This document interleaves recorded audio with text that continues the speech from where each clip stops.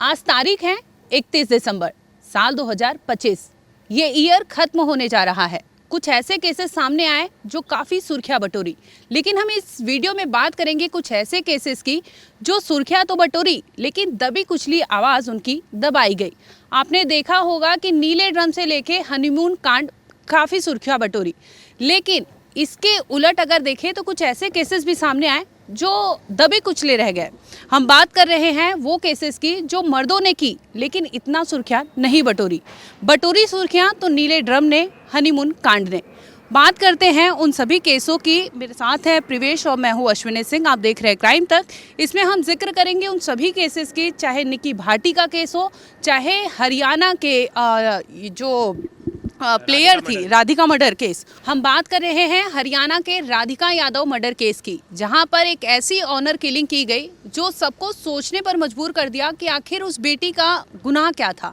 आपने देखा होगा ये केस को हमने काफ़ी कवर भी किया था। तो आप क्या सोचते, क्या राय रखते हैं कि ऐसे केसेस अगर सामने आते हैं आज के यानी 2025 में, तो क्या लगता है आपको कि समाज कहाँ बढ़ रहा है? और देखिए ये केस है ना किसी गांव देहात का नहीं है, गुरुग्राम का है और गुरुग्राम सिटी। और जो लड़की है वो अच्छे स्कूल से पढ़ी है, जो फैमिली है, फैमिली की लाइफस्टाइल भी बहुत अच्छी है। मतलब ऐसा नहीं कि हम हमेशा केस देखते जो ऑनर किलिंग का वो गांव देहात से आता है, क्योंकि वहाँ लोगों तक एजुकेशन और लाइफस्टाइल उनकी उतनी डेवलप नहीं होती, तो वो छोटी मोटी चीज़ें उनके लिए बड़ा इशू बन जाती।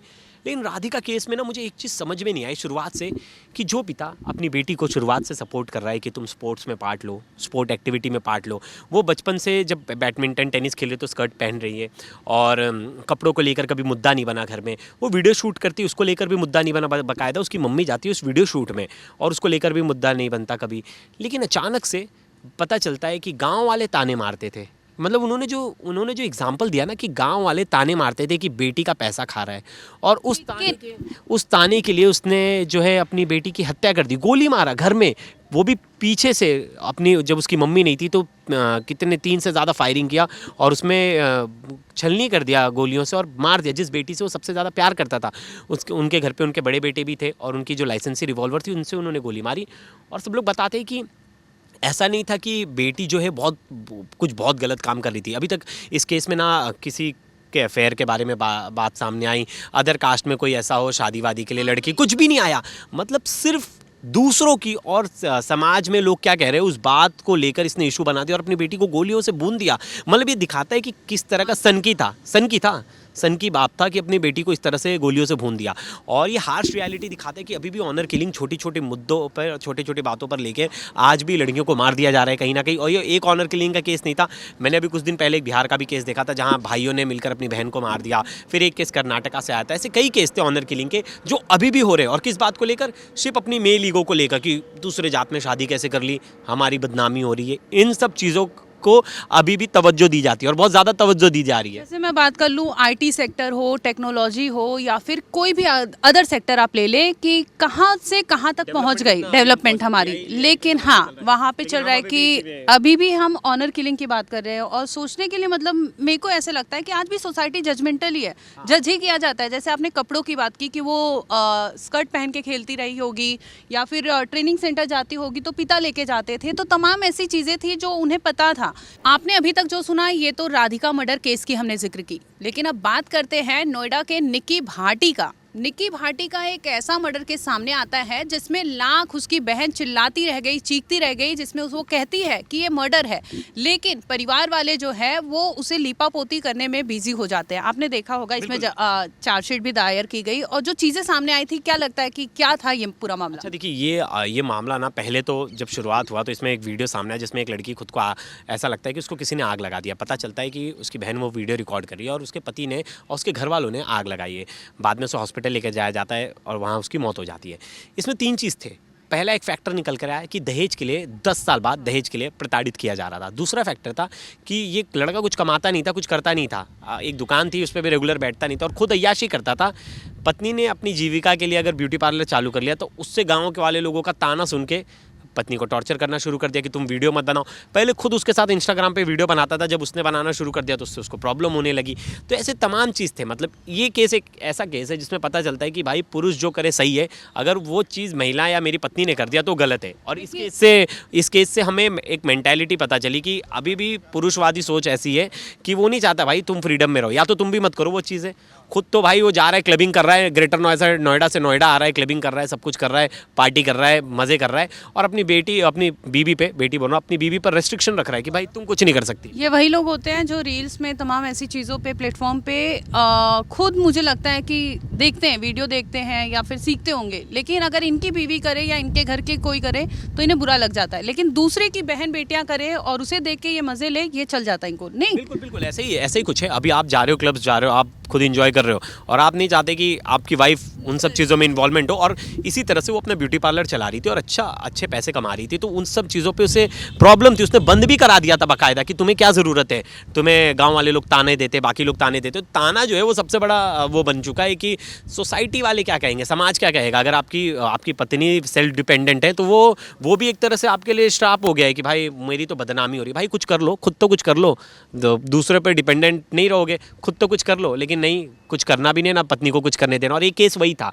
ये एक हार्श रियलिटी दिखाया इसने सोसाइटी की कि भाई लड़का जो है सब ऐश मौज सब कुछ कर रहा है, घर वालों ने उसे फ्रीडम दे रखी है। जहाँ पत्नी को थोड़ी सी फ्रीडम मिली, लड़के ने उसे और उसके घर वालों ने जलाकर मार दिया। अब मैं कुछ ऐसे केसेस का जिक्र करने जा रही हूँ जो इतना तो लाइमलाइट नहीं बनी, लेकिन वो भी कहीं ना कहीं एक सवालों के घेरे में लाकर रख देती है समाज को, सोसाइटी को, लोगों को, और फिर या हो उनके पार्टनर को।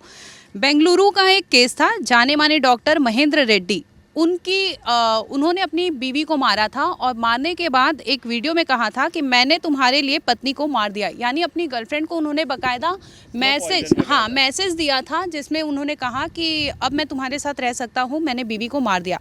ये कोल्ड ब्लडेड वाइफ मर्डर के नाम से भी इस केस का काफ़ी नाम रहा है। इसके बाद दूसरी केस की बात मैं करूं तो हरियाणा के शीतल चौधरी मर्डर केस का था। हाँ, उसने कहा कि मुझसे शादी करने थार में लेके जाता है, उसका मर्डर करता है, उसकी डेड बॉडी को जो है नहर में फेंक देता है। और ये बड़ा हैरान करने वाला मामला था। इसके बाद एक मुझे याद है हमारे नोएडा का एक मामला था। एक शरकटी लाश मिलती है, फिर पता चलता है, हाँ 82 सेक्टर में, और पता चलता है कि जो पति है बस कंडक्टर है। जब वो जिसके साथ अफेयर था उसका, जब वो बोलती कि अब मुझसे शादी करो, तो उससे पीछा छुड़ाने के लिए उसका धड़ सर उसका अलग कर देता है और उसको ले जाकर वो नाले में फेंक देता है। बाद में थोड़े दिन बाद इसमें इन्वेस्टिगेशन होती है, जांच होती है, तो इसमें जो है मामला खुलकर आता है। फिर पता चलता है बस कंडक्टर ये बॉयफ्रेंड है। लेकिन इन सब के बीच में ना एक केस बहुत हैरान करने वाला था, और मैंने वो केस स्टार्टिंग से मैं उस केस पर लगा भी था कि इंस्टाग्राम पर एक औरत जो थी, उसकी उम्र बहुत ज़्यादा थी, 52 साल थी, और वो फ़िल्टर लगा के रील बनाती थी। तो उसमें जो लड़का था वो उसका उम्र जज नहीं कर पाया और वो उसके प्यार में पड़ गया।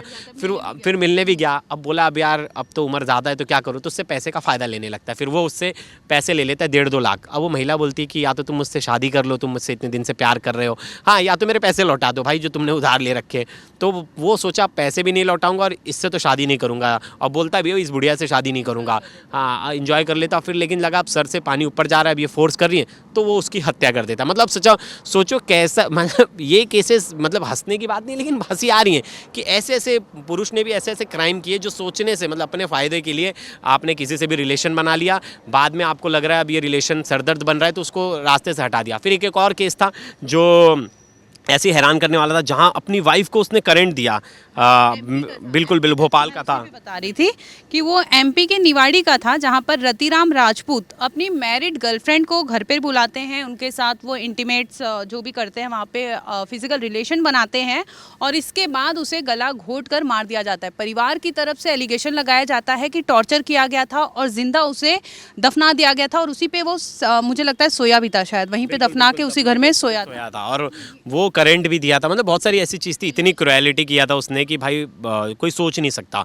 तो ऐसा नहीं है कि सिर्फ महिलाओं ने काट के ड्रम में डाला, हाँ, मतलब बहुत सारे ऐसे के, हाँ, बहुत ऐसे केसेस थे कि जहाँ पुरुषों ने भी कहीं भी 2 कदम पीछे नहीं रहे, वो उनको टफ कंपटीशन दे रहे थे। एक और केस था जो मुझे अभी याद आ रहा है कि एक पति है, बेंगलुरु का ही केस है, और वो ओयो होटल में जाता है बॉयफ्रेंड, अपनी गर्लफ्रेंड को 17 बार चाकू से मारता है। गर्लफ्रेंड जब बोलती है कि भाई अब ब्रेकअप कर लेना चाहिए, अब दूर हो जाना चाहिए, तो और वो शादीशुदा थी, जो महिला थी शादीशुदा थी, उसको फोर्स कर रहा था कि शादी कर ले। अफेयर का चक्कर था, अफेयर के चक्कर में अब ये जो जिल्टेड लवर कहते हैं ना, सन की आशिक, तो ये जिल्टेड लवर था। और जिल्टेड लवर के हमने कई केसेस देखे जहाँ गर्लफ्रेंड को गोली मार दिया। फिर हमने एक बिहार का केस देखा कि पॉइंट ब्लैंक से जो है गर्लफ्रेंड को उसने गोली मारा और गोली मारकर भाग गया। ऐसे कई केसेस थे। और हमने नोएडा में एक केस देखा कि जहाँ एक कानपुर के एक लड़के ने एक लड़की को गोली मार दिया अपनी गर्लफ्रेंड को कॉलेज के बाहर। तो ऐसे कई केसेस थे। मतलब नंबर ऑफ केसेस देखेंगे कि इस साल जो जिल्टेड लवर लेवल के केस थे वो बढ़ गए। जिस तरह से वाइफ के केस बढ़े, पतियों पर अत्याचार या मर्डर के, उसी तरह बॉयफ्रेंड्स के भी केस बहुत ज़्यादा थे जिन्होंने हत्या कर दी। तो ऐसा मिक्स वाला वो रहा, लेकिन गिनती ज़्यादातर महिलाओं की ही हुई कि महिलाओं ने ज़्यादा क्राइम। महिलाओं ने किया, चाहे मुस्कान की बात कर लूँ, वो चाहे तरीके नहीं औरैया बोलते की निकाला ना औरैया महिलाओं ने। कांड का बात कर लूँ, क्योंकि वो अपने आप में बहुत अनोखा था कि ड्रम में वो उसे दफना देती है और बाकायदा ये लोग घूमने चले जाते हैं कसोल। तो ये वाकई सोचने के लिए मजबूर करता है कि लोग किस तरह के सोच रखते हैं। बिल्कुल। और एक मीम वायरल हुआ था, अब हम लोग में इतना ज़्यादा कॉन्फिडेंस आ गया, वो मुझे बड़ा वायरल, उसके आगे का बोल नहीं सकता है, कि अब हम लोग लड़का लोग से आंख में आंख डाल के बात करते हैं। तो इसके मीम्स वायरल होने लगे, सब लोग मजाक बनाने लगे, नीले ड्रम का मजाक बनने लगा। तो देखिए, पुरुषों पे जब क्राइम होता है ना तो उसका मजाक बनता है, और जब वही क्राइम महिलाओं के साथ होता है तो वो सिंपैथी गेन कर लेता है। ये होता है ना कि वो कानों को सुनना पसंद नहीं आता, क्योंकि आदमी करे ना तो अमूमन ये यूज टू हो गए हम लोग कि हाँ आदमी ने औरत को मारा है या फिर बॉयफ्रेंड ने गर्लफ्रेंड को मारा है, तो ये सुनने में आप यूज टू हो जाते हैं। लेकिन जहाँ पर आप ये सुनते हैं कि एक महिला ने इस तरह से कांड को अंजाम दिया, तो वाकई आप रुक जाते हैं कि अरे इसने किया है। और खुद आप अपने दोस्त यार में अगर पूछेंगे तो मुझे लगता है कि कम ऐसे केसेस सुनने को मिले हैं, जैसे हमने मुस्कान का देखा, फिर औरैया की बात कर लूँ, चाहे सोनम रघुवंशी की, अनगिनत केस आए हैं, लेकिन ये सब कुछ लाइमलाइट केसेस थे। मुझे लगता है अगर हमने कोई केस छोड़ दिया है तो आप बताइए आपके हिसाब से टॉप 5 केसेस, आप लोग भी कमेंट्स कीजिए, उनमें से जो बेस्ट 3 केसेस होंगे हम उस पर भी डिस्कस करेंगे और बात करेंगे और उस पर भी वीडियो बनाएंगे। तो दोस्तों आप कमेंट कीजिएगा कि 2025 में आपको कौन सा ऐसा 3 कत्ल या 3 मर्डर केस आपको लगा कि जो सबसे डरावना था, सबसे भयावह था और पुरुषों ने किया औरतों के खिलाफ। तो ज़रूर कमेंट्स कीजिएगा और बताइएगा ये वीडियो आपको कैसी लगी। तब तक के लिए धन्यवाद।